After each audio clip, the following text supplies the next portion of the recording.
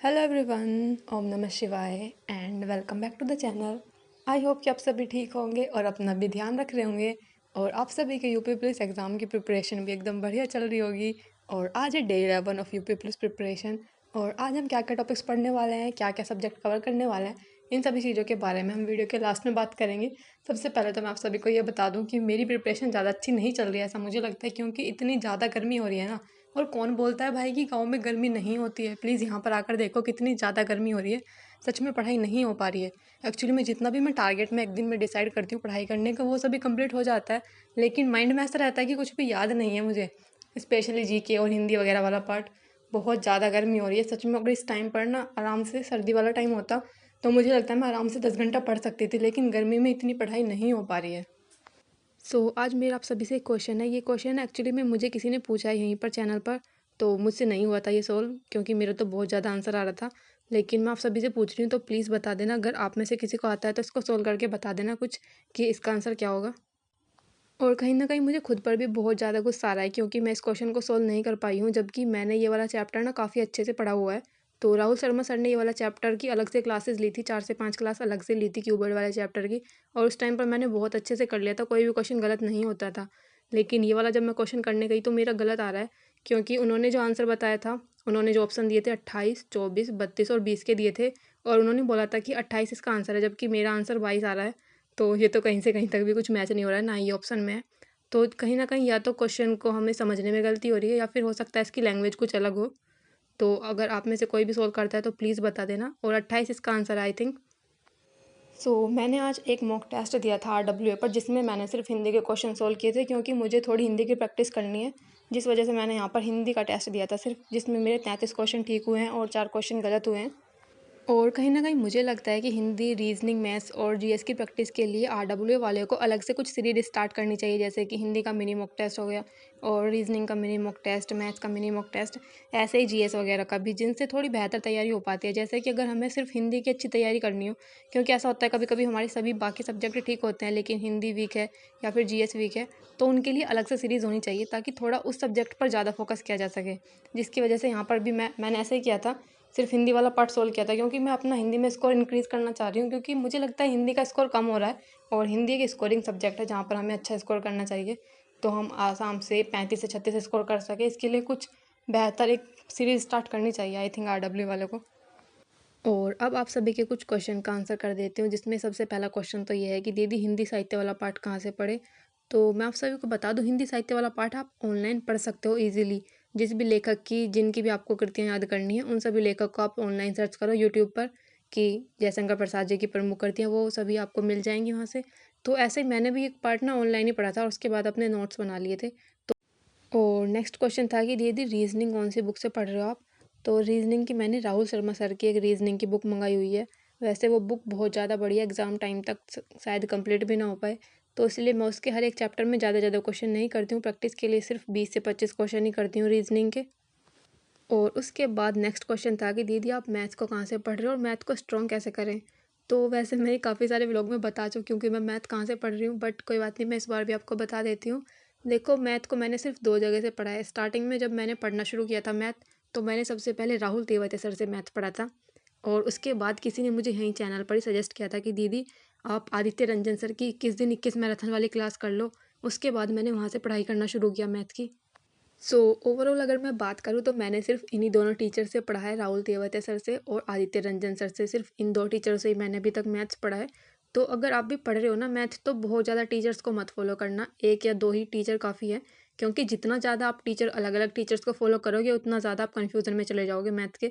क्योंकि सभी के पढ़ाने का तरीका ना एक अलग होता है, और जब इतने ज़्यादा कॉन्सेप्ट माइंड में हो जाते हैं तो बहुत ज़्यादा, मतलब गलत होने के क्वेश्चन चांसेस रहते हैं, तो बहुत ज़्यादा, इसलिए हो सके तो एक टीचर को या फिर ज़्यादा से ज़्यादा 2 टीचर को आप फॉलो कर सकते हो मैथ के लिए। और हमेशा सभी बच्चे पूछते रहते हैं कि दीदी मैथ्स को कैसे स्ट्रॉन्ग करें। तो देखो, मैथ्स को स्ट्रॉन्ग करने का सिर्फ एक ही फंडा है कि जितनी ज़्यादा आप प्रैक्टिस करोगे ना, उतना ज़्यादा आपका मैथ अच्छा होगा। तो इसमें तो ऐसा भी नहीं है कि हम कुछ चीज़ याद कर सकते हैं मैथ में, तो इसमें तो सिर्फ हम प्रैक्टिस ही कर सकते हैं इसको बेहतर करने के लिए। तो जितना ज़्यादा हो सके उतनी प्रैक्टिस करो, और अगर हो सके तो एक बुक मंगा लो, क्योंकि बुक से ज़्यादा अच्छी खासी प्रैक्टिस हो पाती है। और अगर मैं अपने मैथ वाले पार्ट की बात करूँ, तो मैथ वाला पार्ट मुझे लगता है कि मैथ ठीक ठाक हो जाता है। बट अगर जहाँ पर मेरी सबसे ज़्यादा मिस्टेक होती है वो कैलकुलेशन वाला पार्ट है। मुझे लगता है मेरी कैलकुलेशन काफ़ी ज़्यादा वीक है और पता नहीं मैं कौन से मेथड से करती हूँ, मुझे एक्चुअली में थोड़ा ज़्यादा टाइम लग जाता है मैथ का पार्ट सोल्व करने में। और देखो आपको पता चल जाएगा कि अब आपका मैथ स्ट्रांग हो चुका है। सबसे पहले तो जब आप क्वेश्चन को देखोगे ना, आपको उसको देखकर ही पता चल जाएगा कि आपको माइंड में क्या कॉन्सेप्ट रखना है या किस कॉन्सेप्ट से या किस स्ट्रैटेजी से ये क्वेश्चन सोल्व होगा। जब आप बहुत ज़्यादा प्रैक्टिस कर लेते हो ना, तब आपको ये सब चीज़ें समझ आने लगती हैं।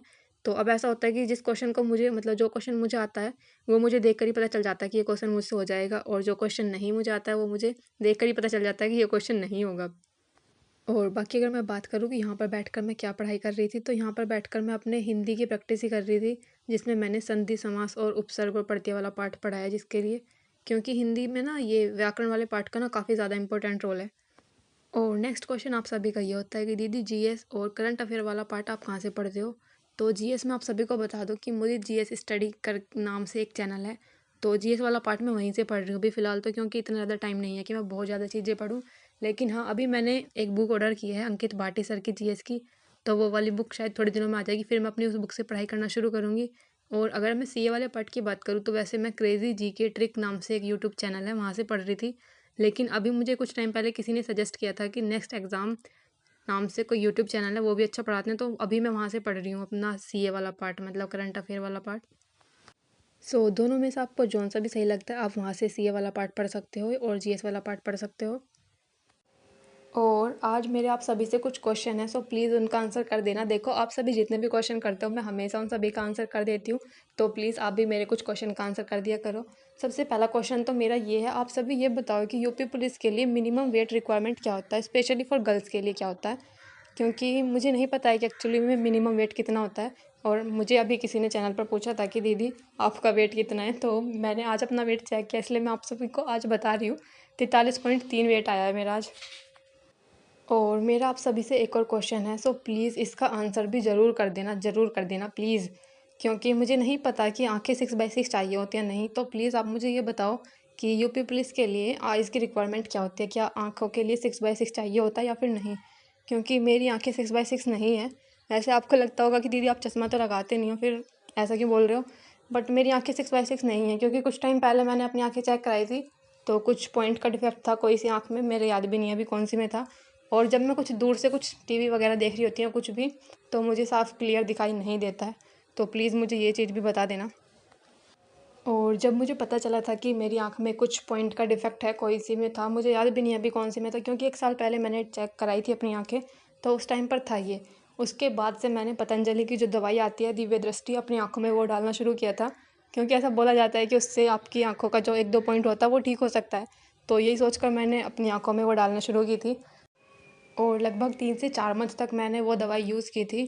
तो बट बहुत ज़्यादा पेनफुल दवाई थी वो, तो मैं तो आप सभी से ये बोलूँगी कि प्लीज़ कभी यूज़ मत करना, और स्पेशली बिना डॉक्टर से कंसल्ट किए तो बिल्कुल भी यूज़ मत करना। और चलो बहुत हो गई है इधर-उधर की बातें, अब थोड़ा पढ़ाई की बात कर लेते हैं। आज क्या-क्या टॉपिक्स पढ़े हैं मैंने, और मैं आप सभी को सोर्सेज़ बता चुकी हूँ कि कहाँ से मैं पढ़ रही हूँ। अब थोड़ा-सा ना टॉपिक को डिटेल में डिस्कस कर लेते हैं। आज है day 11 of UP police preparation, और अगर मैं आज हिंदी की प्रैक्टिस की बात करूँ तो हिंदी की प्रैक्टिस मैंने आज अपनी मॉर्निंग टाइम में ही कंप्लीट कर ली थी। तो संधि समास और उपसर्ग वाला पार्ट मैंने आज अपने मॉर्निंग टाइम में ही पढ़ लिया था। और इसके बाद थी मैथ्स की बारी। मैथ्स में मैंने आज टाइम एंड डिस्टेंस वाला चैप्टर किया है, जो कि मुझे थोड़ा डिफिकल्ट लगता है। तो एक्चुअली में हुआ भी ऐसा ही था, क्योंकि जब मैंने सोल्व किया तो ज़्यादा क्वेश्चन नहीं बने हैं मुझसे। क्योंकि अगर मैं बात करूँ तो मैं इतना टाइम से वेट कर रही थी कि राहुल देवते सर इसको टाइम एंड डिस्टेंस वाले चैप्टर को पढ़ाएंगे, लेकिन उन्होंने पढ़ाया नहीं है, और वो तो चले गए हैं, अभी दूसरे टीचर पढ़ा रहे हैं, मुझे उनको पढ़ाया हुआ ज़्यादा समझ में नहीं आ रहा है, जिसकी वजह से कहीं न कहीं मेरा इसमें स्कोर भी कम हुआ है। तो मैं अभी सोच रही हूँ कि आदित्य रंजन सर की जो टाइम एंड डिस्टेंस वाली क्लास है, उन क्लास को मैं दोबारा से लूँगी। मैथ पढ़ने के बाद मैंने पढ़ी थी रीज़निंग, और अगर मैं रीज़निंग की बात करूँ तो रीज़निंग में मैंने आज डायरेक्शन वाला चैप्टर किया है और ब्लड रिलेशन वाला चैप्टर किया है।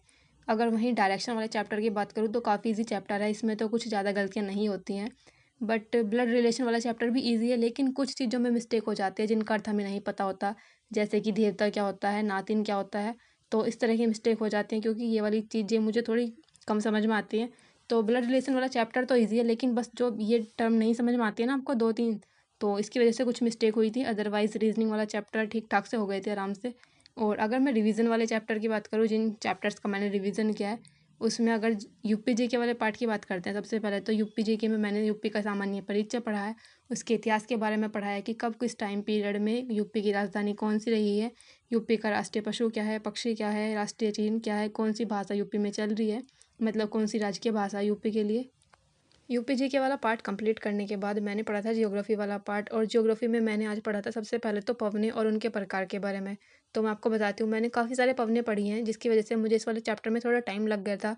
जैसे अगर मैं बात करूँ तो सिरोको, खमसिन, गिबली, चिली, हरमिट्टन, चिनूक, फोन, लू, सिमून, समून, ये जितने भी प्रकार की पवने हैं ये कहाँ पर चलती हैं, किस एरिया में चलती हैं, ये वाला पार्ट मैंने याद किया था यहाँ पर। और इसके बाद ज्योग्राफी के अगर सेकंड टॉपिक की बात करूँ तो इसमें मैंने पढ़ा था प्रेसिपिटेशन यानी कि वर्षा के बारे में, जिसमें हम पढ़ते हैं ओलों के बारे में कि ओले किस तरह से पड़ते हैं, बर्फबारी के बारे में पढ़ा जाता है इसमें, और बारिश के बारे में पढ़ा जाता है कि बारिश किस टाइम पर किस तरह से होती है। और इस वाले चैप्टर में ही मैंने चक्रवात के बारे में भी पढ़ लिया था।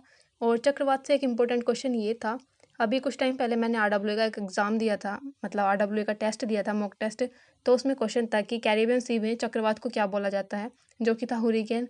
और भी क्वेश्चन बनते हैं इससे जो सभी मेरे नोट्स में थे, जैसे कि हिंद महासागर में साइक्लोन बोलते हैं, दक्षिण चीन सागर में, जापान, चीन वगैरह में जो चक्रवात होता है उसको टाइफून बोलते हैं, ऑस्ट्रेलिया में चक्रवातों को विली विली बोलते हैं, और यूएसए और मैक्सिको वगैरह में जो चक्रवात आते हैं उनको टोर्नाडो बोलते हैं।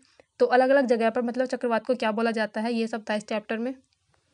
अगर आप में से किसी को याद है तो ये वाला क्वेश्चन RW के मॉक टेस्ट में आया हुआ था कि कैरेबियन सी में चक्रवात को क्या बोलते हैं। और प्लीज़ मैंने जितने भी क्वेश्चन आप सभी से पूछे थे उन सभी के आंसर कर देना। मिलते हैं नेक्स्ट व्लॉग में, तब तक के लिए बाय बाय, टेक केयर।